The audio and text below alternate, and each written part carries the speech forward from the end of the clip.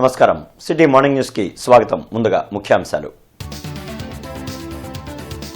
ప్రతిపక్ష హోదా ఇవ్వాలంటే సభలో 10% సభ్యులు ఉండాల్సిందే.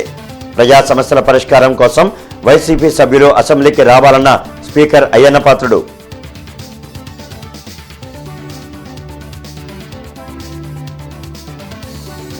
కూటమి ప్రభుత్వానిది మోసాల బడ్జెట్. డిప్యూటీ సీఎం పవన్ కళ్యాణ్పై తీవ్ర వ్యాఖ్యలు చేసిన మాజీ సీఎం జగన్.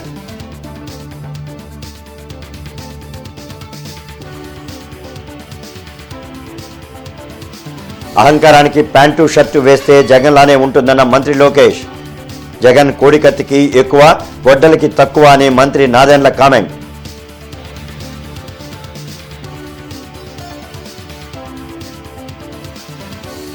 అసెంబ్లీ 0 అవర్లో పలు సమస్యలపై మాట్లాడిన ఎమ్మెల్యేలు. తగు చర్యలు తీసుకోవాలని ప్రభుత్వానికి వినతి.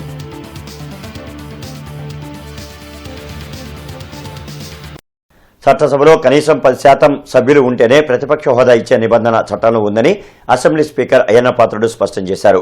అయితే వైసీపీ ఎమ్మెల్యే వైఎస్ జగన్ మాత్రం చట్టవిరుద్ధంగా తనకు ప్రతిపక్ష హోదా ఇవ్వాలని అడగడం కరెక్ట్ కాదన్నారు. ప్రతిపక్ష హోదాపై నిరాధార ఆరోపణలతో మాజీ సీఎం జగన్ తప్పుడు ప్రకటనలు చేస్తున్నారని శాసనసభ స్పీకర్ అయ్యన్నపాత్రుడు అన్నారు. బుధవారం సభ ప్రారంభం కాగానే ఆయన మాట్లాడారు. ప్రతిపక్ష హోదాపై వైసీపీ ఎమ్మెల్యే జగన్ న్యాయస్థానాన్ని కూడా ఆశ్రయించారన్న స్పీకర్ తనకు దురుద్దేశాలు ఆపాదించడం సభ నియమాల ఉల్లంఘన కిందకు వస్తుందన్నారు. దేవుడు తిరస్కరించిన వరాన్ని పూజారి నుంచి ఆశించడం తప్పు అని అయ్యన్నపాత్రుడు వ్యాఖ్యానించారు. 175 మంది సభ్యులు ఉన్న అసెంబ్లీలో కనీసం 18 మంది సభ్యులు బలం ఉంటేనే ప్రతిపక్ష హోదా వస్తుందని క్లారిటీ ఇచ్చేశారు. సభకు రాకుంటే తమ నియోజకవర్గ ప్రజల సమస్యలు ఎవరు సభలో ప్రస్తావిస్తారో ఒక్కసారి వైసీపీ ఎమ్మెల్యేలు ఆలోచన చేయాలన్నారు.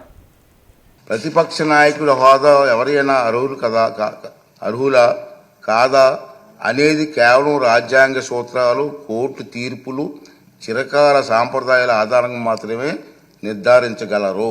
పార్టీకి అత్యధిక సంఖ్యాబలం ఉండాలి. మళ్ళీ ఒకసారి రిపీట్ చేస్తాను. ఈ శాసనసభ ప్రజలు అనే దేవుళ్ళు నేరుగా ఎన్నుకున్న దేవాలయం. ఇది మనకు దేవాలయం లాంటిది. స్పీకర్గా నా బాధ్యత ఈ దేవాలయానికి నేను పూజారిగా పనిచేస్తున్నాను మాత్రమే. అంతే కదండి. దేవుడు తిరస్కరించిన వరాన్ని పూజారి నుండి ఆశించడం అంత తప్పు కదండి. దేవుడి నిర్ణయం 11 మంది ఇచ్చాడు. నేను ఏం చేస్తాను? పూజారికి నేను ఏం చేయగలను? ఈ నియోజకవర్గాల్లో ప్రజలు ఈ సందర్భంగా వాళ్ళ సభ్యులు కూడా రావట్లేదు, మీరు చూస్తూనే ఉన్నారు. ఈ సందర్భంగా సభకు దూరంగా ఉంటున్న సభ్యులకి నా విజ్ఞప్తి ఏంటంటే, మీ నియోజకవర్గాల్లో ప్రజలు మీకు ఇచ్చిన గౌరవాన్ని, బాధ్యతను గుర్తు చేసుకోండి. మీకు సభకు దూరంగా ఉంటే మీ నియోజకవర్గాల సమస్యలు సభలో ఎవరు ప్రస్తావిస్తారు? వాటికి పరిష్కారాలు ఎలా సాధిస్తారు?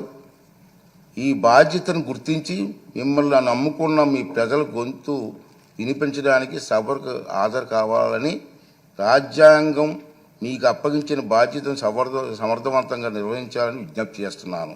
వైసీపీ ఎమ్మెల్యే జగన్ ప్రతిపక్ష బాధ్యత నిర్వహించకుండా ఆ హోదా కోరుకోవడం శోచనీయమని మంత్రి నారా లోకేష్ అన్నారు. అసెంబ్లీలో ఆయన మాట్లాడారు. సభలో ప్రసంగిస్తున్న గవర్నర్ను వైసీపీ సభ్యులు అవమానించడం దారుణమని మండిపడ్డారు. రాష్ట్రంలో శాసనసభలన్నీ పార్లమెంటు సాంప్రదాయాలనే అనుసరిస్తాయని చెప్పారు. గతంలో టీడీపీకి ప్రతిపక్ష హోదాపై సీఎంగా జగన్ చేసిన వ్యాఖ్యలను మంత్రి లోకేష్ ప్రస్తావించారు. గవర్నర్ను అవమానించిన వారిపై ప్రివిలేజ్ కమిటీ తగు చర్యలు తీసుకోవాలని స్పీకర్ను కోరారు. కానీ అధ్యక్ష, ప్రతిపక్షం చేయాల్సిన బాధ్యత, వాళ్ళపైన ఉన్న బాధ్యత అంటే ప్రజలు వాళ్ళు గెలిపించారు 11 స్థానాల్లో. ప్రతిపక్ష చేయాల్సిన బాధ్యత కూడా వాళ్ళు చేయకుండా ప్రతిసారి వచ్చి గవర్నర్ గారి స్పీచ్ ని కూడా డిస్టర్బ్ చేసి, ఇప్పుడు గవర్నర్ గారిని మనం గౌరవంగా పిలుస్తాం, ఆహ్వానిస్తాం, 2 సభల్ని ఉద్దేశించి మాట్లాడారు. కానీ ఆయన్ని కూడా అవమానపరిచే విధంగా చేసి, గతంలో మేము కూడా ధర్నా చేశాం, కూటమి సభ్యులు ధర్నా చేశాం, బెంచెస్ దగ్గర ధర్నా చేశాం. ఏనాడు పోడియం దగ్గరికి మేము రాలేదు. గవర్నర్ గారు ఉన్నప్పుడు ఏనాడు పోడియం దగ్గరికి మేము రాలేదు. ఆ రోజు మేము చాలా డిస్కస్ చేసి గవర్నర్ గారిని గౌరవించాలి, మనం రాకూడదని ఉందాతన్నదో ఆ లక్ష్మణ్ రేఖ ఏదైతే గీసాం మేము దాటలేదు అధ్యక్ష.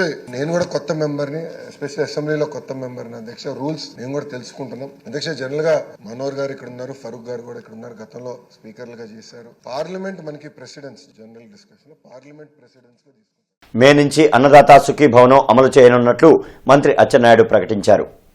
శాసన మండలిలో వైసీపీ సభ్యులు ప్రశ్నోత్తరాల్లో అడిగిన ప్రశ్నలకు ఆయన సమాధానమిచ్చారు. అర్హత కలిగిన రైతులు అందరికీ 20,000 రూపాయల నగదును అందజేస్తామని చెప్పారు. వైసీపీ ప్రభుత్వంలో తాము రైతులను మోసం చేయమన్నారు. గత 5 ఏళ్లలో వ్యవసాయ రంగాన్ని నష్టపరిచింది వైసీపీ కాదా అని ప్రశ్నించారు. వ్యవసాయ యంత్రాలు లేవని, భూసార పరీక్షలు చేయలేదని, పంటల బీమాను చెల్లించలేదని మంత్రి ధ్వజమెత్తారు. ఈ 8 మాసాల్లోనే అధ్యక్ష 4,30,000 మందికి సాయిల్ టెస్ట్ చేసి వారి భూమిలో ఏ పోషకాహారాలు కావాలో, ఏం అవసరం ఉందో వారికి తెలియజేయడమే కాకుండా ఆ పోషకాహారాలు 100% సబ్సిడీతో ఇవ్వడానికి నిర్ణయం చేసినటువంటి ప్రభుత్వం అధ్యక్ష. మళ్ళీ ఈ సంవత్సరం కూడా అధ్యక్ష 6 లక్షల మందికి టార్గెట్ పెట్టుకున్నాం. భూసార పరీక్షలన్నీ చేసి రైతుకి వారి భూమి మీద పూర్తి అవగాహన ఉండాలని ఈ కార్యక్రమం చేస్తున్నాం అధ్యక్ష. 5 సంవత్సరాలు ఇది చెయ్యనటువంటి ప్రభుత్వానికి ఏమంటారో మీరే ఒకసారి చెప్పాలి అధ్యక్ష.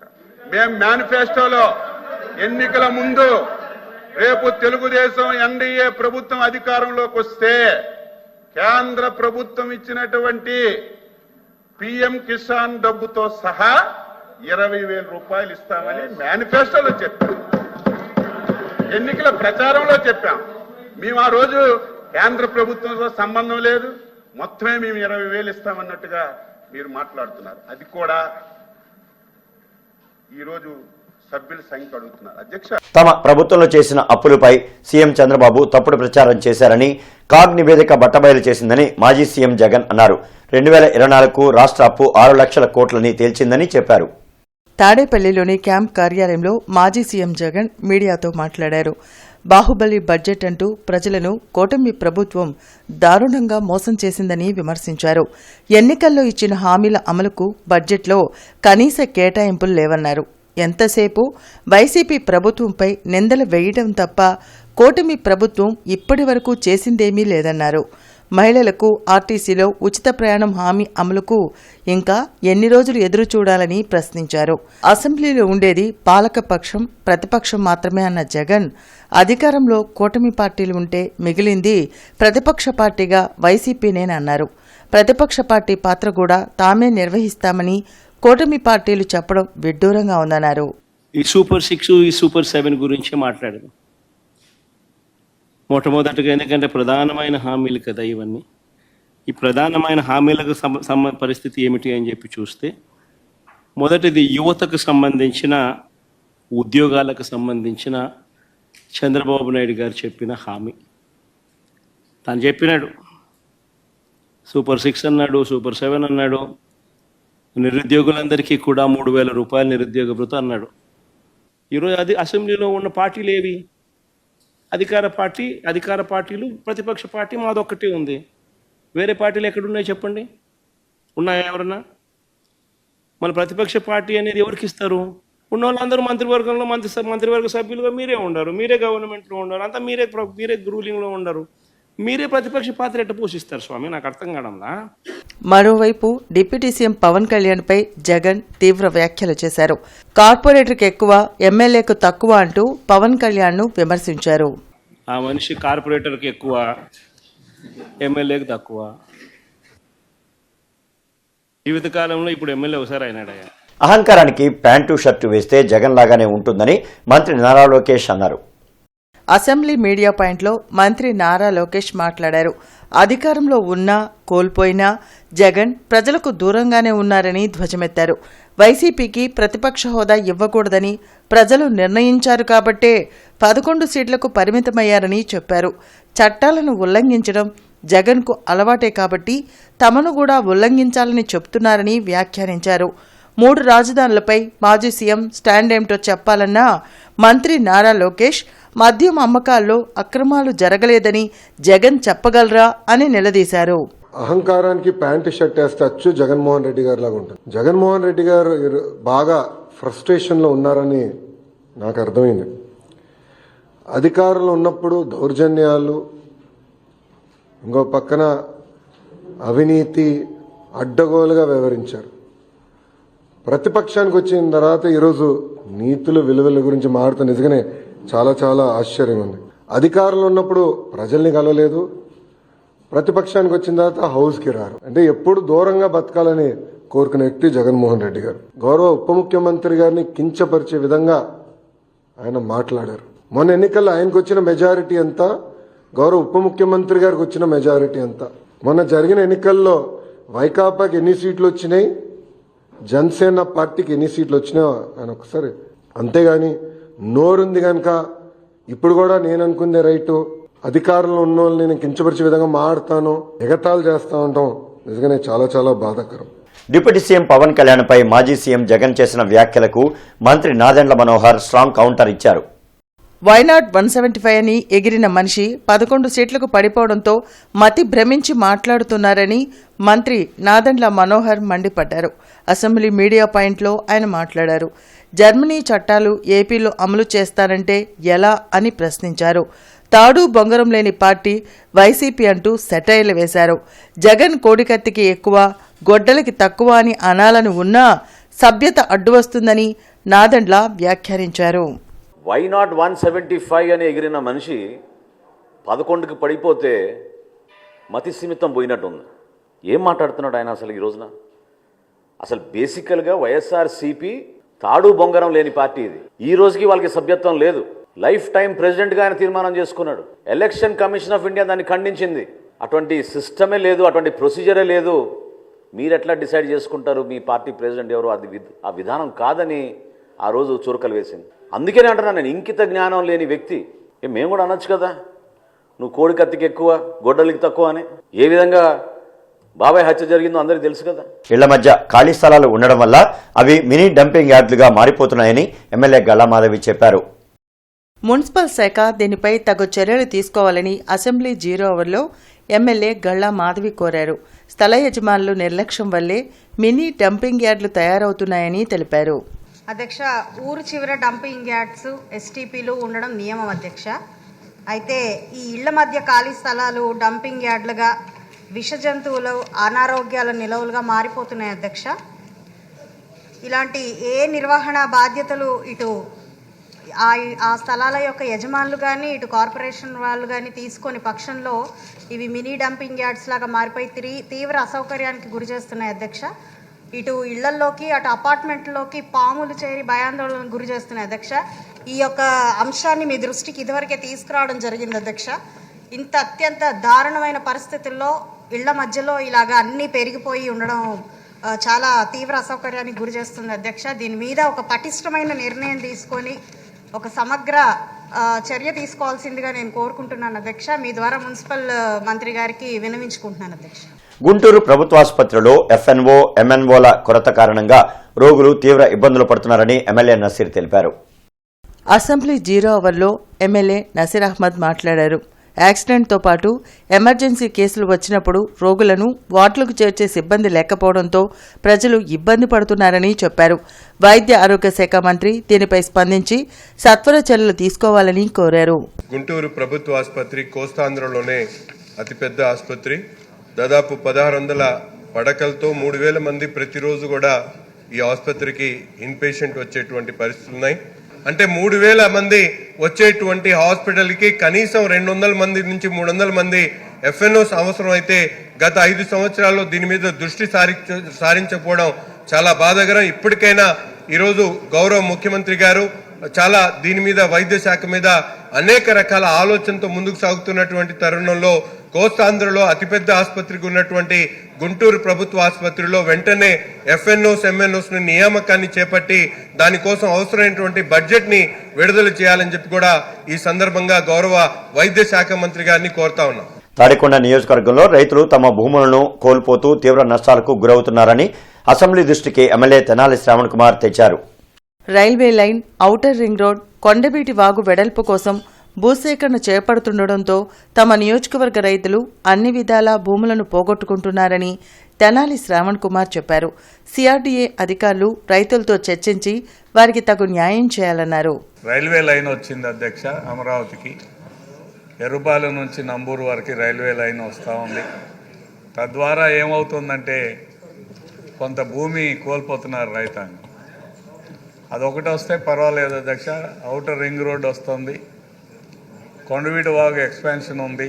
ఈ మూడిటి వల్ల ఏమవుతుందంటే తాడికొండ మండలంలోని గ్రామాల్లో ముఖ్యంగా ఒకే రైతు 3 ప్రాజెక్టుల వల్ల కోల్పోతున్నారు, భూములు కోల్పోతున్నారు. దాన్ని సహృదయంతో అర్థం చేసుకొని రైతులతో సిఆర్డీఏ సంబంధించిన అధికారులు మరియు మంత్రివర్యులు కలిసి సమావేశం ఏర్పాటు చేసి త్వరితగతిన రైతుల బాధలను తీర్చాలని కోరుకుంటున్నారు.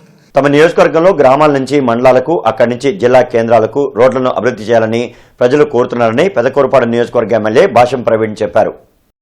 అసెంబ్లీ 0 అవర్లో ఎమ్మెల్యే భాష్యం ప్రవీణ్ పలు సమస్యలను ప్రభుత్వం దృష్టికి తెచ్చారు. రాజధాని ప్రాంతం నుంచి అమరావతికి వెళ్లే రహదారిని అభివృద్ధి చేస్తే అమరలింగేశ్వర స్వామి దర్శనానికి భక్తుల తాకిడి పెరుగుతుందన్నారు. రాజధానికి అమరావతి పేరును పెట్టినప్పటికీ అసలైన అమరావతి టెంపుల్ టౌన్ మా నియోజకవర్గంలో ఉంది అధ్యక్ష. దాదాపు ఈ గోదావరి జిల్లాల నుంచి కానీ విజయవాడ నుంచి కానీ మా అమరావతి రావడానికి గుంటూరు వెళ్ళి రావాల్సిన పరిస్థితి ఉంది అధ్యక్ష. ఇక్కడ రాజధానిలో నుంచి తుళ్ళూరు మీదుగా అమరావతికి వచ్చే మార్గం ఉంది, 22 కిలోమీటర్లు ఉంటుంది. ఈ మార్గాన్ని త్వరితగతిన బాగు చేయించగలిగితే అమరావతికి భక్తుల రద్దీ కూడా పెరిగిద్దని ఆశిస్తున్నాను అధ్యక్ష. ఈ 22 కిలోమీటర్లలో ఒక 12 కిలోమీటర్లు తాడికొండ నియోజకవర్గం కింద వస్తుంది, 10 కిలోమీటర్లు మా నియోజకవర్గం కింద పెదకూరుపాడు నియోజకవర్గం కింద వస్తుంది అధ్యక్ష. మహిళల సమస్యల పరిష్కారానికి మహిళా ఫిర్యాదుల విండో అనే వినూత్న కార్యక్రమానికి పోలీసులు రూపకల్పన చేశారు. ఎస్పీ సతీష్ కుమార్ ఆదేశాలతో జిల్లా వ్యాప్తంగా అన్ని పోలీస్ స్టేషన్లో ఈ నెల 7వ తేదీన మహిళా ఫిర్యాదుల విండో కార్యక్రమం నిర్వహిస్తున్నట్లు ట్రైనీ ఐపీఎస్ దీక్ష తెలిపారు. ఈ సందర్భంగా మహిళలు తాము ఎదుర్కొంటున్న సమస్యలపై ఆ రోజున తమ పరిధిలోని పోలీస్ స్టేషన్లను ఆశ్రయించి ఫిర్యాదు చేయవచ్చన్నారు. సంబంధిత పోలీస్ స్టేషన్ల అధికారులను కలిసి సమస్యలు పరిష్కరించుకోవాలని సూచించారు. మార్చి 8వ తేదీన జరగనున్న మహిళా దినోత్సవం సందర్భంగా కార్యక్రమం నిర్వహిస్తున్నట్లు ఆమె తెలిపారు. And so our respected SP sir, Satish sir, has launched Women Grievance Window on 7th of March at police station level. So all women can approach to the concerned police stations for resolving their pending issues, for any safety issues, for any legal awareness issues, and can get their issues resolved in a much more faster and smooth manner. Thank you. Shri Lakshminarayana స్వామివారి ఆలయంలో 79వ వార్షిక బ్రహ్మోత్సవాలు కృష్ణనగర్లో అత్యంత వైభవంగా జరుగుతున్నాయి. కృష్ణనగర్ శ్రీ లక్ష్మీనారాయణ స్వామివారి దేవస్థానంలో బ్రహ్మోత్సవాలలో భాగంగా విష్ణు సహస్రనామ పారాయణం, విశేష హోమాలు నిర్వహించారు. అనంతరం తిరువప్పై కళ్యాణం అత్యంత రమణీయంగా జరిగింది. భక్తులంతా పాల్గొని స్వామివారి అనుగ్రహాన్ని పొందాలని ఆలయ ప్రధాన అర్చకులు ధనకుధరం సీతారామానుజాచార్య స్వామి శ్రీ లక్ష్మీనారాయణ స్వామివారి కళ్యాణం గురించి భక్తులకు అత్యంత రమణీయంగా వివరించారు. తిరుప్పావడ చక్కగా కూడా షోడశకళ పరిపూర్ణుడు కాబట్టి స్వామి ఈ పూజ ఇహ నిరాఘాటంగా అపూర్వమైన పండితులై వచ్చి ఎటు వెళ్ళినా కూడా ఒక రకమైనటువంటి కమనీయ రమణీయ మనసోత్సాహాన్ని కలిగించేటువంటి యొక్క కళ్యాణోత్సవం, ఊరేగింపులు ఎటు చూచినప్పటికీ కూడా విశాల విశ్వభారతీయ భక్తి సాహితీ మహేహాస విహాయస వీధిని ఉదయించిన 12 ఆదిత్యుల ఆళ్వారులున్నారే, వారి దివ్య ప్రబంధ మకరందాన్ని పంచి ఇచ్చేటువంటి ఆలయాలు ఎంత విచిత్రమో చూడండి. కాబట్టి ఎంత వ్యాఖ్యానం చేసినా తరగనటువంటి సంపదలతో, పుష్ప సంపదలతో, అనేక ఫల సంపదలతో, అదుగో వేంచేసి ఉండేటువంటి పండిత సంపదలతో అష్టబంధన మహాసంప్రోక్షణ సహిత మహాకుంభాభిషేక మహోత్సవ కార్యక్రమాలు ఈ నెల 7వ తేదీ వరకు గార్డెన్స్ లో జరగనున్నాయి. గుంటూరు తిరుపతిగా పేరుగాంచిన గార్డెన్ శ్రీ వెంకటేశ్వర స్వామి దేవాలయంలో జరుగుతున్న మహోత్సవంలో విజ్ఞాన సంస్థల అధినేత లావు రతయ్య ముఖ్య అతిథిగా పాల్గొన్నారు. భారతీ ధార్మిక విజ్ఞాన పరిషత్ ఆధ్వర్యంలో చండీ హోమం, సువాసిని పూజ నిర్వహించారు. స్వామివారికి గరుడ వాహన సేవ తిరుమలలో జరిగిన విధంగా అంగరంగ వైభవంగా నిర్వహించామని అర్చకులు మాధవస్వామి తెలిపారు. ఈ కార్యక్రమంలో వేలాది మంది భక్తులు పాల్గొన్నారని ఆయన అన్నారు. శ్రీ పద్మావతి గోదా సమేత శ్రీ వెంకటేశ్వర స్వామి వారి యొక్క దేవస్థానంలో చక్కగా 12 సంవత్సరాల నిర్మాణం జరిగేటువంటి అష్టబంధన మహాసంప్రోత్సవ సహిత మహాకుంభాభిషేక కార్యక్రమం అత్యంత వైభవపేతంగా కొనసాగుతుంది. 1వ తేదీ శనివారం రాత్రితో ప్రారంభమైనటువంటి కుంభాభిషేక కార్యక్రమం 7వ తేదీ శుక్రవారం రాత్రితో ఈ పరిసమాప్తం అవుతాయి. వివిధ రకాలైనటువంటి ప్రధానమైనటువంటి కార్యక్రమాలన్నీ కూడా జరుగుతున్నాయి. అచ్చం తిరుమల నుంచి వెంకటేశ్వర స్వామిని తెచ్చి 9 అడుగుల విగ్రహాన్ని ఇక్కడ ప్రతిష్ఠించారు. స్వామివారి యొక్క దివ్య దర్శన భాగ్యం కోసం భక్తులందరూ కూడా బారుతీలు వేలాదిగా స్వామివారి దర్శనానికి వేచి ఉన్నారు. కాబట్టి రోజుకు తిరుమల నుంచి ఇప్పుడున్న రాజకీయ పరిస్థితుల్లో మనం చాలా కోపంగా కక్షగా అదిగా ఇదిగా ఆలోచించే కంటే కొంచెం అణుకోగా ఆలోచిస్తే అణుకోగా ఉంటే చాలా చాలా అందరికీ మేలు జరుగుతుందని, అది దేవుడికి కూడా ఇష్టంగా ఉంటుందని మరో విశ్వాసం. అందుకనే శ్రీకృష్ణదేవరాయలు మొదటిసారి గెలిచినప్పుడు వీళ్ళందరూ వచ్చారు ఈ కార్యవర్గ సభ్యులు. నేనేమన్నానంటే మీ అందరికంటే వ్యవసాయ రంగాన్ని కాపాడాలంటూ రాష్ట్ర వ్యవసాయ కార్యాలయం వద్ద మార్చి 10వ తేదీన రైతు సంఘాల ఆధ్వర్యంలో ధర్నా జరగనుంది. బ్రాడీపేటలోని సిపిఎం కార్యాలయంలో జరిగిన మీడియా సమావేశంలో జిల్లా అధ్యక్షులు జొన్న శివశంకర్, కంచుమాటి అజయ్ కుమార్ మాట్లాడారు. కూటమి ప్రభుత్వం అధికారంలోకి వచ్చిన దగ్గర నుంచి కేంద్రం తెచ్చిన రైతు వ్యతిరేక చట్టాలను అమలు చేస్తుందని మండిపడ్డారు. విద్యుత్ సవరణ చట్టాన్ని ఉపసంహరించుకొని స్మార్ట్ మీటర్ల విధానాన్ని రద్దు చేయాలని డిమాండ్ చేశారు. ఈ కార్యక్రమంలో పచ్చల శివాజీ, కొల్లి రంగారెడ్డి తదితరులు పాల్గొన్నారు.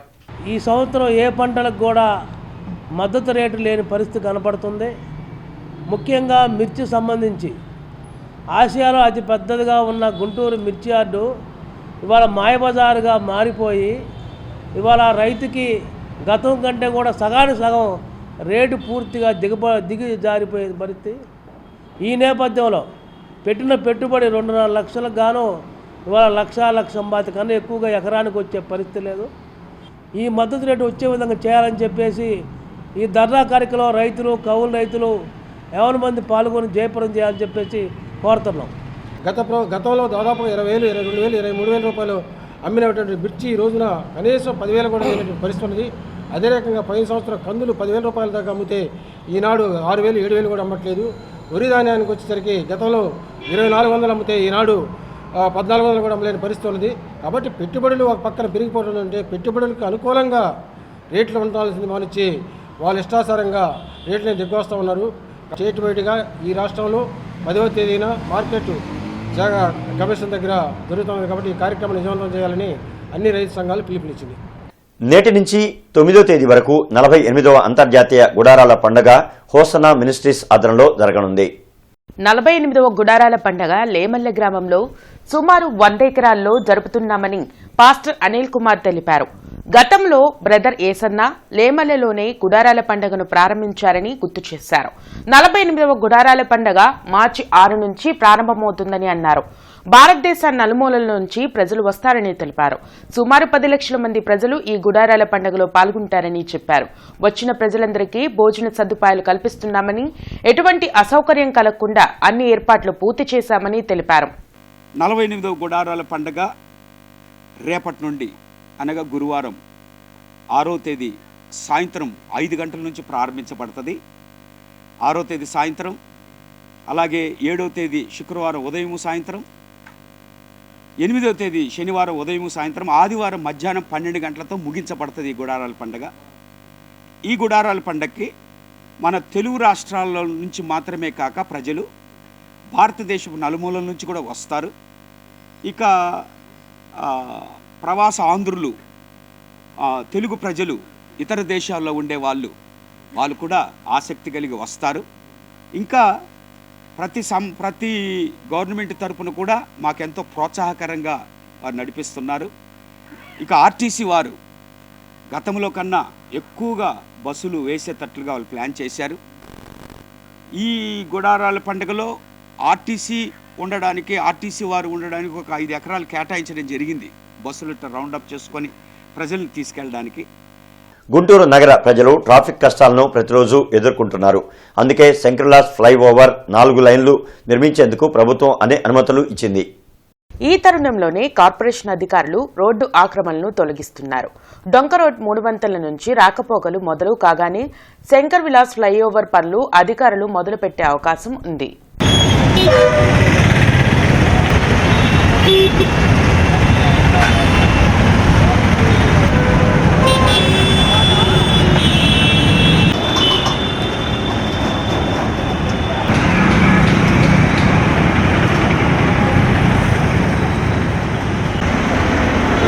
హమాలీల కూలీ రేట్లు పెంచడంపై సివిల్ సప్లైస్ హమాలీల రాష్ట్ర ప్రధాన కార్యదర్శి వెంకట సుబ్బయ్య హర్షం వ్యక్తం చేశారు. కొత్తపేట మల్లయ్యలింగం భవన్లో ఏఐటియుసి రాష్ట్ర జనరల్ బాడీ సమావేశం జరిగింది. ఈ కార్యక్రమంలో సివిల్ సప్లైస్ హమాలీల రాష్ట్ర ప్రధాన కార్యదర్శి వెంకట సుబ్బయ్య మాట్లాడుతూ హమాలీల కష్టాన్ని గుర్తించినందుకు పౌర సరఫరాల శాఖ మంత్రి నాదెండ్ల మనోహర్, కమిషనర్ సౌరభ్ గౌడ్, ఎండీ సులేమాన్ కు ధన్యవాదాలు తెలిపారు. రూట్ ఆక్యుపేషన్ను రద్దు చేసి హమాలీలకు పని భద్రత కల్పించాలని డిమాండ్ చేశారు. ఈ కార్యక్రమంలో రాష్ట్ర కార్యదర్శి చల్లా చిన్న ఆంజనేయులు, ఏఐటియుసి రాష్ట్ర గౌరవ అధ్యక్షులు వెలుగురి రాధాకృష్ణ, అయ్యప్ప, కోట మాల్యాద్రి, గోవింద్ పాల్గొన్నారు. ఈరోజు చాలామంది హమాలీ కార్మికులకు పని భద్రత ఏర్పడుతూ ఉంది కాబట్టి వెంటనే రూట్ ఆక్యుపేషన్ను రద్దు చేయాలని మేము డిమాండ్ చేస్తున్నాము. అదేవిధంగా ప్రావిడెంట్ ఫండ్ సమస్యలు, పిఎఫ్ సమస్యలు అధికంగా ఉన్నాయి కాబట్టి ఈరోజు చనిపోయిన వాళ్లకు పిఎఫ్ క్లైములు రావడంలే, కొత్తగా పనిలో చేరిన వాళ్లకు పిఎఫ్ నెంబర్లు ఇవ్వడంలే, తర్వాత 10 సంవత్సరాలు పిఎఫ్ పూర్తయిన వాళ్లకు చనిపోయిన వాళ్లకు పెన్షన్ ఇవ్వడంలే, ఈఎస్ఐ కార్డులు లేవు. కాబట్టి చాలా ఇబ్బందికరమైనటువంటి సామాజిక భద్రతా అంశాలలో చాలా ఇబ్బంది ఏర్పడతా ఉంది. ఐపీఎస్ అధికారి పివి సునీల్ కుమార్ పై కూటమి ప్రభుత్వం వేధింపులకు పాల్పడుతోందని దళిత ప్రజా సంఘాల నేతలు ఆరోపించారు. అంబేద్కర్ భవన్లో జరిగిన మీడియా సమావేశంలో దళిత ప్రజా సంఘాల నేతలు విద్యాసాగర్, రవికుమార్ మాట్లాడారు. పివి సునీల్ కుమార్పై రాష్ట్ర ప్రభుత్వం విధించిన సస్పెన్షన్ను వెంటనే ఎత్తివేయాలని వారు డిమాండ్ చేశారు. కేంద్ర ప్రభుత్వ పరిధిలోని అధికారులపై చర్యలు తీసుకునే అధికారం రాష్ట్ర ప్రభుత్వానికి లేదని మండిపడ్డారు. ఈ కార్యక్రమంలో అరుణ్ కుమార్, శేషయ్య, నీలాంబరం తదితరులు పాల్గొన్నారు. ఆయనని ఒక దళితుడు అయ్యుండి ఆయన 5 స్టార్ హోటల్కి వెళ్ళాడేంటి, ఒక దళితుడు అయ్యుండి ఒక విదేశాలకు వెళ్ళాడు అనేది అది వీళ్ళకు మనసుల్లో ఉన్నటువంటి అగ్రకుల స్వభావాన్ని బయటపెడుతుందే తప్ప ఆయనకి అదీగాక ఈ ప్రభుత్వం వచ్చిన తర్వాత అందరినీ దళిత ఆఫీసర్లనే వీళ్ళందరూ విచారణకు గురి చేస్తారు. విజయపాల్ కావచ్చు, జాషువా కావచ్చు, ఎవరైనా సరే వాళ్ళందరూ వీళ్ళే చేస్తున్నారు. నిజంగా మీరు ఆరోపణలు చేయదలుచుకుంటే ఫాక్స్ అండ్ గుంటూరు గైనకాలజీ సొసైటీ వారి ఆధ్వర్యంలో ఇంటర్నేషనల్ ఉమెన్స్ డే సందర్భంగా సంపూర్ణ అనే కార్యక్రమాన్ని ఉమెన్స్ కాలేజీలో నిర్వహించారు. ఈ కార్యక్రమంలో డాక్టర్ శనక్కాయల రాజకుమారి, డాక్టర్ ప్రతిభ, డాక్టర్ అపర్ణ స్టూడెంట్స్కి సర్వైకల్ క్యాన్సర్ గురించి అవగాహన మరియు సర్వైకల్ క్యాన్సర్ రాకుండా తీసుకోవాల్సిన జాగ్రత్తలు మరియు పీరియడ్స్ టైంలో తీసుకోవాల్సిన జాగ్రత్తల గురించి వివరించారు. ఈ కార్యక్రమంలో ఉమెన్స్ కాలేజీ ప్రిన్సిపల్ మరియు టీచర్స్, స్టూడెంట్స్ పాల్గొన్నారు. నెక్స్ట్ కామన్ ప్రాబ్లం మీ ఏజ్ గ్రూప్స్లో ఉండేది ఎనీమియా. అంటే బ్లడ్ ఎక్కువ తక్కువ వెనకాల అసలు చెప్పట్లా. ఎందుకు వస్తుంది ఎనీమియా? బ్లడ్ తగ్గుతుంది అంటే మీరు సరిగ్గా తినట్లేదు అని అర్థం, అంతేనా? అంటే మీ మదర్ ఆకుకూర పెడితే మీరు తినట్లేదు, ఇష్టపడట్లేదా? ఐరన్ అసలు దేంట్లో ఉంటుంది? ఎక్కువ ఆకుకూరలో ఉంటుంది. మీరు తినే లేస్ ప్యాకెట్లో ఉంటుందా? తింటున్నారా? తినట్లేదా? గుడ్ గర్ల్స్ అన్నమాట. అయితే so iron rich foods green leafy వెజిటేబుల్స్లో ఉంటుంది. ఇక ఈ వార్తలు ఇంతటితో సమాప్తం. నమస్కారం.